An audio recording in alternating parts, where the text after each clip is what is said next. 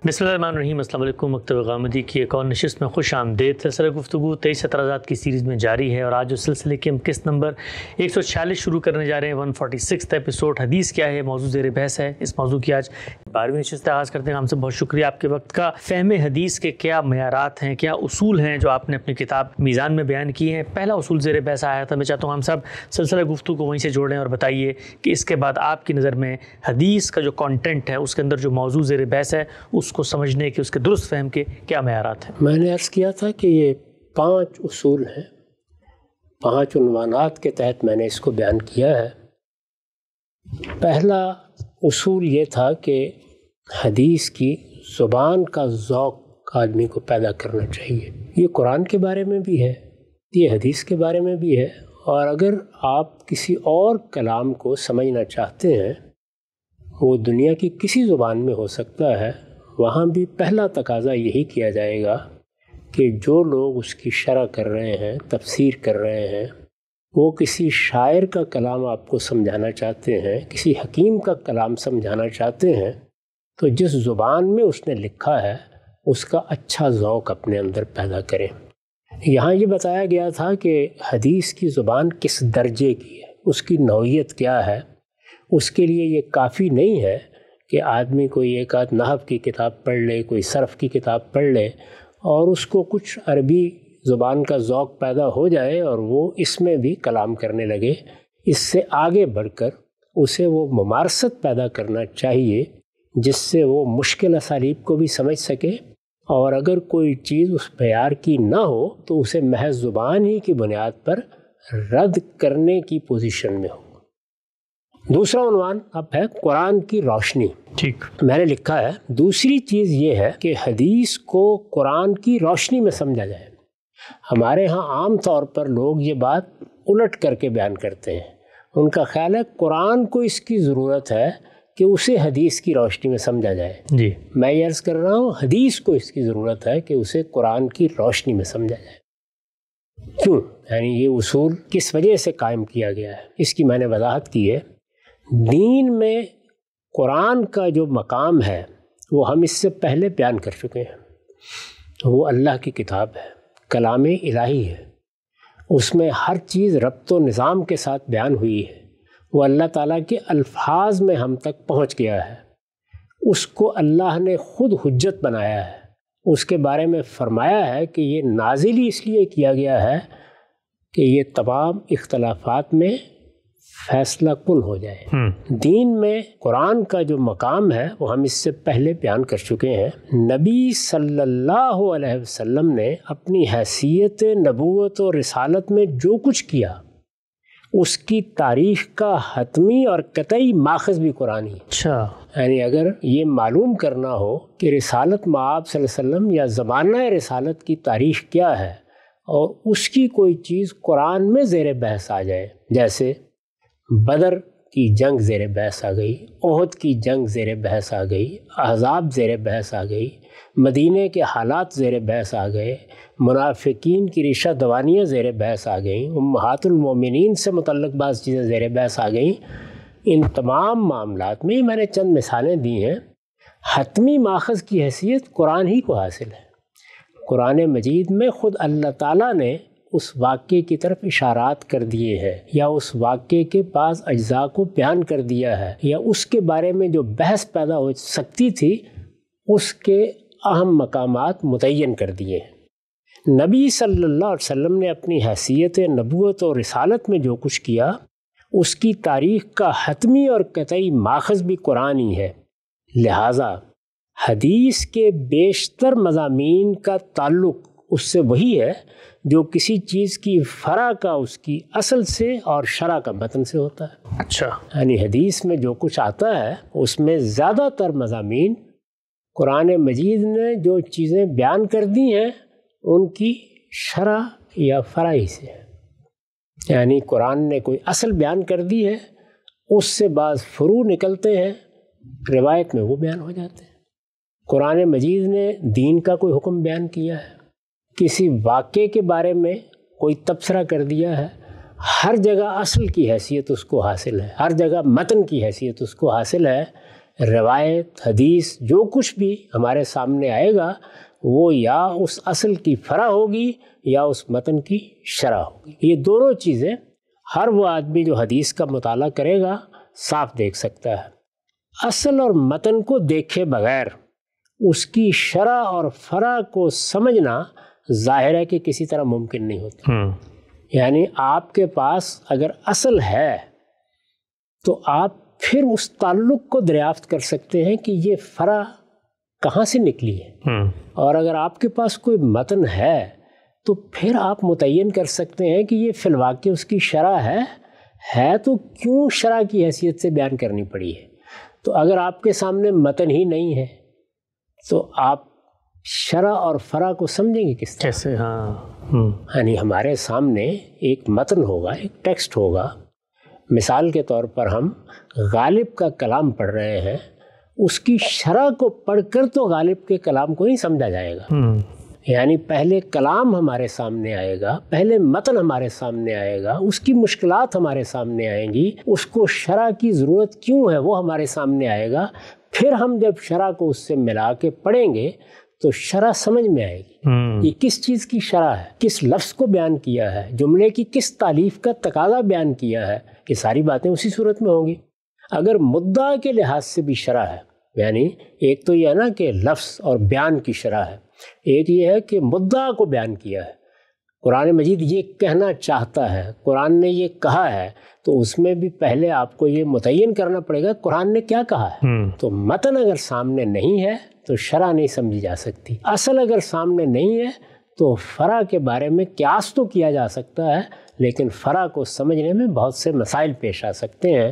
ان دونوں چیزوں کو بہت اچھی طرح ملحوظ رکھنا چاہیے. اصل اور متن کو دیکھے بغیر اس کی شرح اور فرع کو سمجھنا ظاہر ہے کہ کسی طرح ممکن نہیں ہوتا. حدیث کو سمجھنے میں جو غلطیاں اب تک ہوئی ہیں ان کا اگر دقت نظر سے جائزہ لیا جائے تو یہ حقیقت صاف واضح ہو جاتی ہے. یعنی قرآن مجید عربی مبین میں ہے، قرآن مجید اللہ کا کلام ہے، قرآن مجید میں ہر جملہ اپنے سیاق میں رکھا گیا ہے، قرآن مجید کا ایک نظم ہے. قرآن مجید کے بارے میں یہ تردد نہیں ہوتا کہ کسی چیز سے ہم ناواقف ہیں اور ایک جملہ روایت کر دیا گیا ہے. قرآن پورا کا پورا ہمارے پاس موجود ہے. اگر اس کتاب کا کوئی عرف ہے تو اس سے بھی ہم واقف ہو سکتے ہیں. اگر اس نے کچھ چیزوں کو اصطلاح بنایا ہے تو وہ بھی اس سے واضح ہو جاتا ہے. حدیث میں یہ چیز نہیں ہوتی. اس لیے اس کا تو کوئی سوال ہی نہیں ہے کہ قرآن کے بارے میں یہ سمجھا جائے کہ وہ اس چیز کا محتاج ہے. حدیث اس کی محتاج ہے کہ اسے قرآن کی روشنی میں رکھ کے دیکھا جائے. یعنی اس میں فرع ہے تو اصل کی روشنی میں رکھ کے دیکھا جائے، شرح ہے تو متن کی روشنی میں اس کو رکھ کے دیکھا جائے. حدیث کو سمجھنے میں جو غلطیاں اب تک ہوئی ہیں ان کا اگر دقت نظر سے جائزہ لیا جائے تو یہ حقیقت صاف واضح ہو جاتی ہے. عہد رسالت میں رجم کے واقعات، یہ میں نے کچھ مثالیں بیان کی ہیں جہاں بڑی غلطیاں ہوئی ہیں. عہد رسالت میں رجم کے واقعات، کعب بن اشرف کا قتل. رجم کے واقعات سے مراد یہ ہے کہ رسالت میں آپ صلی اللہ علیہ وسلم نے بعض مجرموں کو رجم کی سزا دی، یعنی سنگساری کی سزا دی. یہ واقعات بیان ہو گئے ہیں، ان واقعات کا انکار کرنا ممکن نہیں ہے، لیکن یہ سزا کس جرم میں دی گئی اس کو بعض روایات سے لوگوں نے سمجھا ہے اور بعض فقہا نے اس میں اپنی آراء دی ہیں. ان میں کیا غلطی ہوئی؟ قرآن مجید کی روشنی میں رکھ کے دیکھیے تو صورتحال بالکل اور سامنے آتی ہے. اور اگر ادھر سے قرآن کو سمجھنے کی کوشش کیجیے تو پھر کبھی آپ نسخ کر رہے ہوتے ہیں، کبھی تغیر کر رہے ہوتے ہیں، کبھی تبدل کر رہے ہوتے ہیں. تو صورتحال ہی بالکل الٹ جاتی ہے. رجم کے واقعات، کعب بن اشرف کا قتل، یعنی ایک شخص کو رسالت میں آپ صلی اللہ علیہ وسلم نے خاص طور پر حکم دے کر قتل کرا دیا. ظاہر ہے کہ یہ چیز بظاہر قابل اعتراض نظر آتی ہے، لیکن اس واقعے کو قرآن مجید میں جو اصل بیان کی گئی ہے اس سے متعلق کر کے دیکھیے. عذاب قبر اور شفاعت کی روایتیں، ان میں بھی یہی صورتحال ہے.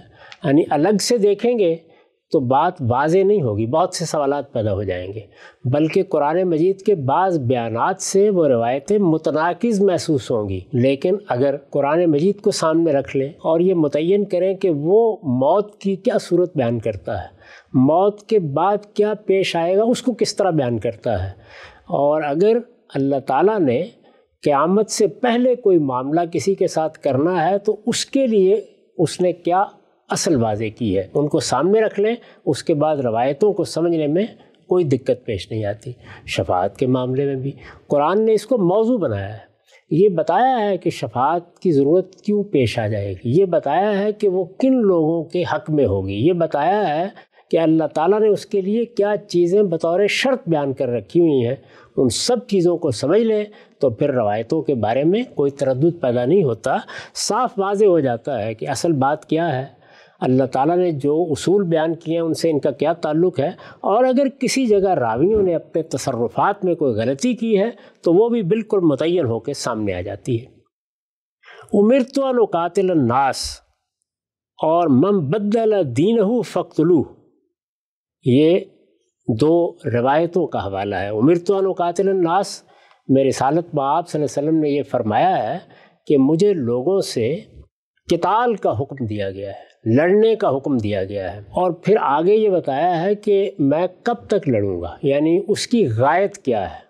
ظاہر ہے کہ جب آپ قتال کا حکم بیان کریں گے تو سب سے پہلا سوال یہ ہوگا غایت کیا ہے، یعنی قتال ظلم و عدوان کو ختم کرنے کے لیے ہے، قتال کسی مظلوم کی مدد کرنے کے لیے ہے، قتال جارحیت کا جواب دینے کے لیے ہے، قتال مدافعت کے لیے ہے، قتال امن کی صورتحال پیدا کر دینے کے لیے ہے، یا کسی اور مقصد کے لیے ہے۔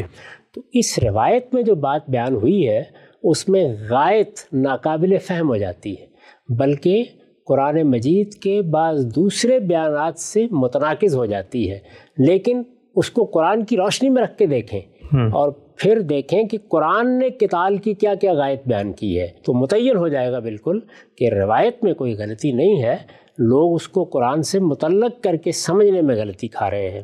اسی طرح من بدل دینہ فاقتلوہ، جس نے اپنا دین تبدیل کر لیا اس کو قتل کر دو۔ ارتداد کی سزا اسی روایت پر مبنی ہے، لیکن اس کا مطلب کیا ہے، یہ کس چیز سے متعلق ہے؟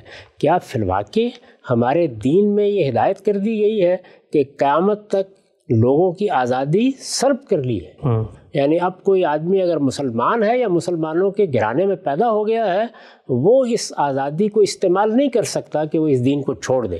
تو اللہ تعالیٰ نے جو اصول بیان کیا ہے لا اکراہ فی الدین، وہ تو پھر باطل ہو گیا، اس لیے کہ جب ایک آدمی مسلمانوں کے گھر میں پیدا ہوا ہے تو آپ نے اس کے لیے آزادانہ فیصلہ کرنے کا راستہ بند کر دیا۔ ادھر قرآن کہہ رہا ہے کہ یہ ہدایت واضح ہے، ہم نے ہر چیز کو متعین کر دیا ہے، رشد اور ہدایت کی ہر چیز اللہ تعالیٰ کی طرف سے واضح کر دی گئی ہے، اس کے بعد اب من شاء فلیؤمن و من شاء فلیکفر۔ تو یہ جو صورتحال ہے، اس صورتحال میں روایتوں کا تعلق نہیں واضح ہوتا کہ وہ کیا بات ہے، قرآن کی روشنی میں دیکھیں گے تو ہر چیز بالکل متعین ہو جائے گی۔ امرت ان اقاتل الناس اور من بدل دینہ فاقتلوہ جیسے احکام اسی لیے الجھنوں کا باعث بن گئے کہ انہیں قرآن میں ان کی اصل سے متعلق کر کے سمجھنے کی کوشش نہیں کی گئی۔ حدیث کے فہم میں اس اصول کو ملحوظ رکھا جائے تو اس کی بیشتر الجھنیں بالکل صاف ہو جاتی ہیں۔ چنانچہ میں نے اپنی کتابوں میں، اسی طرح اپنی بہت سی گفتگوؤں میں ان سب چیزوں کو واضح کیا ہے، بتایا ہے کہ رجم کے واقعات کی حقیقت کیا ہے، اس پر تفصیلی مضامین لکھے ہیں، وہ کوئی شخص چاہے تو میری کتاب برہان میں دیکھ سکتا ہے۔ کعب بن اشرف کا قتل کیوں ہوا اس کو واضح کیا ہے، اس کے لیے بھی آپ میری کتاب مقامات کی مراجعت کر سکتے ہیں۔ اس میں ایک باب ہے یا ایک مضمون کہیے جہاں میں نے یہ بتایا ہے کہ توہین رسالت کی سزا کیا ہے، اس کو کیسے بیان کیا گیا ہے، اس کے پس منظر میں کیا چیزیں ہیں، وہاں یہ بھی زیر بحث آیا ہے، اس کی حقیقت بھی وہاں واضح کی گئی ہے۔ عذاب قبر کے بارے میں روایتوں کا درس دیا ہے، روایتوں پر کام کر کے ان کو ترتیب دیا ہے، وہ ہمارے ہاں علم النبی میں شائع ہو چکی ہیں، ان کو بھی آدمی دیکھ سکتا ہے کہ قرآن کی روشنی میں وہ کس طرح بالکل واضح ہو جاتی ہیں۔ اور ایک سلیم الطبع آدمی بغیر کسی تردد کے ان کی حقیقت بھی سمجھ لیتا ہے اور ان کو قبول بھی کرتا ہے۔ یہی معاملہ امرت ان اقاتل الناس کا ہے، یہی صورتحال ارتداد کی سزا کی ہے۔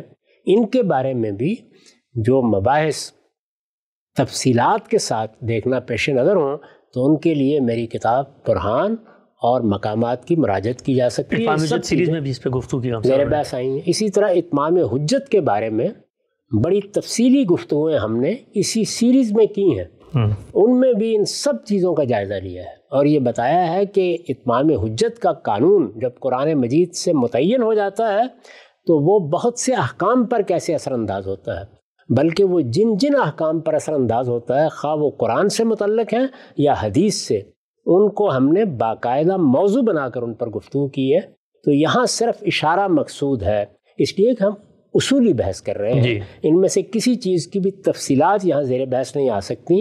جن لوگوں کو ان چیزوں سے دلچسپی ہو وہ دیکھ سکتے ہیں، ان کو اندازہ ہو جائے گا کہ اگر قرآن کی روشنی میں حدیث کو سمجھا جائے تو اس کی مشکلات کیسے حل ہوتی ہیں، اس کی الجھنیں کیسے دور ہوتی ہیں، حدیث پر کیسا اعتماد پیدا ہوتا ہے، اور یہ حقیقت کس طرح واضح ہوتی ہے کہ ہمارے اہل علم نے فی الواقع یہ ذخیرہ بڑی احتیاط کے ساتھ منتقل کیا ہے۔ ہم سے بھی نقطہ آپ نے واضح کیا، جو دوسرا اصول ہے کہ حدیث کو قرآن کی روشنی میں سمجھا جائے گا، اور پھر آپ نے بتایا کہ خود قرآن مجید بھی اس زمانے کی جو تاریخ ہے اس کا سب سے مستند ترین ماخذ ہے۔ عام طور پر ہم یہ دیکھتے ہیں کہ جب تفسیر ہم پڑھتے ہیں تو سورت کب نازل ہوئی، شان نزول، اس کا پس منظر، وہ کیا زمانی مکانی حالات تھے، وہ کون سے کریکٹر زیر بحث تھے، یہ ہم دیکھتے ہیں، انہی روایتوں سے اخذ کیا جاتا ہے قرآن مجید کی صورت کو سمجھنے میں۔ اگر آپ فرماتے ہیں کہ یہ تاریخ ہے تو پھر تاریخ کا یہ کام ہے نا کہ وہ ہمیں بتایا کہ کون سی صورت کب نازل ہوئی تھی، تو تاریخ ہی تو اصل میں وہ سرشتہ، وہ دروازہ بنتی ہے۔ تو اس باب میں بھی قرآن اوپر رہے گا اور تاریخ اس کے نیچے رہے گی، یہ کیسے؟ قرآن خود بتاتا ہے، ہم نے ہر سورہ کا جائزہ لے کے یہ بتا دیا ہے۔ تدبر قرآن کو دیکھ لیجئے، میری تفسیر البیان کو دیکھ لیجئے، اس میں صورتوں کے تعارف لکھے گئے ہیں۔ خود سورہ کے مضامین سے یہ بات بالکل متعین ہو جاتی ہے کہ زمانہ نزول کیا ہے، کون سا وقت ہے جب یہ سورہ پڑھ کر سنائی جا رہی ہے، مخاطبین کون ہیں، اس میں کیا چیزیں زیر بحث ہیں۔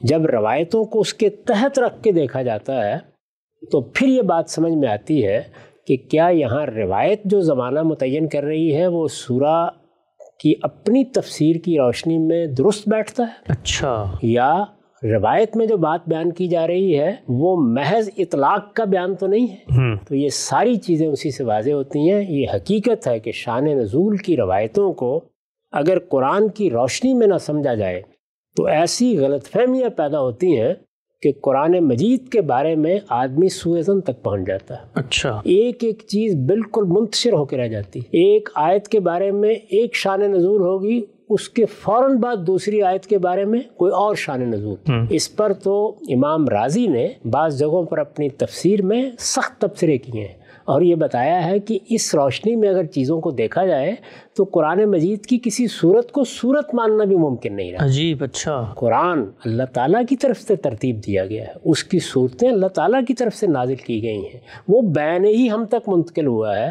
جب آپ سورہ کا پس منظر، سورہ کی تاریخ، سورہ کے مخاطبین، سورہ کے مباحث کا قرآن مجید کی پوری دعوت کے ساتھ تعلق، انذار کا کون سا مرحلہ ہے، ان سب چیزوں کو متعین کر لیتے ہیں، شان نزول کی روایتوں میں جو معنویت ہے وہ اصل میں واضح اس کے بعد ہوتی ہے۔ ٹھیک، اچھا، ہم سے ایک اور نقطہ بیان کیجیے گا۔ آپ نے فرمایا قرآن کے وہ جو 4 کارنرز ہیں، روشنی ہے، قرآن مجید نے جو اصول، ضوابط، قاعدے بیان کر دیے، اس کے پس منظر میں ہم سمجھیں گے ان روایتوں کو، تو خود قرآن مجید کی انڈرسٹینڈنگ میں بھی تو اختلاف ہوتا ہے۔ تو یہ بھی تو عین ممکن ہے کہ کوئی صاحب علم قرآن کی روشنی میں ایک روایت کو قبول کر رہا ہو اور دوسرا جو ہے قرآن ہی کی روشنی میں اس کو رد کر رہا ہو، تو جب معیار قرآن بنا لیا ہے تو تب بھی اختلاف تو واقع ہو جائے گا۔ یہ تو اختلاف تو ہوگا، اختلاف کو آپ ختم نہیں کر سکتے، دنیا جب تک قائم ہے ہر چیز میں اختلاف ہوگا، کائنات کو سمجھنے میں اختلاف ہوگا، دنیا میں کار فرما قوانین کو سمجھنے میں اختلاف ہوگا۔ اختلاف پر ہم گفتگو نہیں کر رہے، یہ بتا رہے ہیں کہ سمجھنے کا صحیح طریقہ کیا ہے، یعنی اختلافات کو رفع کرنے کے لیے کیا طریقہ اختیار کرنا چاہیے، فہم کے اصول کیا ہونے چاہیے،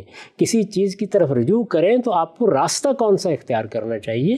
اختلاف کے تو بہت سے اسباب ہوتے ہیں، میں نے کئی مرتبہ یہ بتایا ہے کہ قلت علم اس کا باعث بن جاتی ہے، قلت تدبر اس کا باعث بن جاتی ہے۔ اللہ تعالیٰ نے اپنی کتاب میں وہ سب چیزیں جمع کر دی ہیں جن کے بعد اصلاً کوئی اختلاف نہیں ہونا چاہیے، لیکن انسان ہیں، ان کے علم میں کمی ہوگی، وہاں اختلاف کا باعث بن جائے گی، ان کے تدبر میں کمی ہوگی، یہ اختلاف کا باعث بن جائے گی۔ پھر یہ کہ بہت سی چیزیں ہیں جن کو ہم پہلے سے ذہن میں لے کے چلے جاتے ہیں، ان سے نجات پانا آسان نہیں ہوتا۔ ہم لوگوں کو خود اپنی زندگی میں یہ تجربہ ہوا ہے کہ اگر پہلے سے کوئی رائے سنی ہوئی ہے، سمجھی ہوئی ہے، اختیار کی ہوئی ہے، وہ رائے ذہن پر ایسا غلبہ پا لیتی ہے کہ اسی کی روشنی میں آیت پڑھتا رہتا ہے آدمی، لیکن جس وقت اس غلبے سے نجات پانے میں کامیاب ہوتا ہے تو قرآن مجید بالکل واضح کر دیتا ہے کہ وہ اصلاً کیا بات ہے جو اس نے بیان کی ہے۔ تو یہ سب تو ہماری انسانی کمزوریاں ہیں جن کی وجہ سے اختلاف کے مواقع رہتے ہیں۔ اختلاف رہے گا، دور کرنے کا طریقہ کیا ہے؟ یعنی اگر کوئی شخص سلامتی طبع کے ساتھ اللہ کی کتاب کی روشنی میں چلنا چاہتا ہو تو کیا وہ روشنی اس کے پاس ہے؟ جواب یہ ہے کہ یقیناً ہے، لیکن ضروری ہے کہ اس کے لیے اپنے علم کو پختہ کرے، ہمیشہ تدبر سے کام لے، اس میں کوئی دقیقہ فروگزاش نہ کرے، کوئی کسر اٹھا نہ رکھے، اور جو کچھ بھی ضروری تیاری ہے وہ کر کے جب قرآن کی بارگاہ میں جائے تو پھر یہ سمجھ لے کہ اس کے شہرستان معانی تک پہنچنے کا راستہ اس کے الفاظ ہیں، وہ دروازہ ہیں۔ لہٰذا لفظ کو پکڑ کر، جملے کی تعریف کو ملحوظ رکھ کے، سیاق و سباق کے اندر جا کر ہر طرح کے تعصبات سے بالاتر ہو کر سمجھنے کی کوشش کرے، اس کو وہ روشنی مل جائے گی جو ہر طرف ظلمت کو دور کر دے گی۔ ایسا نقطہ آپ نے واضح کیا۔ دوسرے اصول کے حوالے سے ایک آخری توضیحی سوال میں آپ کی خدمت میں رکھتا ہوں، یہ بیان کیجیے گا، آپ نے فہم قرآن کے جہاں پر اصول بیان کیے وہاں پر ایک اصول یہ بھی لکھا ہے کہ خود قرآن کو سمجھنے کے لیے آپ کو وہ جو تاریخی پس منظر ہے اس کو جاننا ضروری ہے، رسول اللہ کہاں آئے ہیں، مخاطبین کون ہیں، قومیں کون سی آباد ہیں۔ تو جب یہ اصول آپ بیان کرتے ہیں کہ قرآن کی روشنی میں ہم نے اس تاریخی ذخیرے کا، حدیث کا مطالعہ کرنا ہے، تو پیچھے آپ بیان کرتے ہیں کہ خود قرآن کو سمجھنے کے لیے تاریخ کا پس منظر پیچھے ہونا چاہیے، تو وہاں پر یہ دونوں اصول کنٹرڈکٹ نہیں کرتے؟ قرآن مجید کو سمجھنے کے لیے عربی زبان آنی چاہیے۔ ظاہر ہے کہ عربی زبان آپ سیکھیں گے نا، عربی زبان کا لغت، عربی زبان کی نحو، عربی زبان کے اسالیب، سب چیزوں میں مہارت پیدا کریں گے۔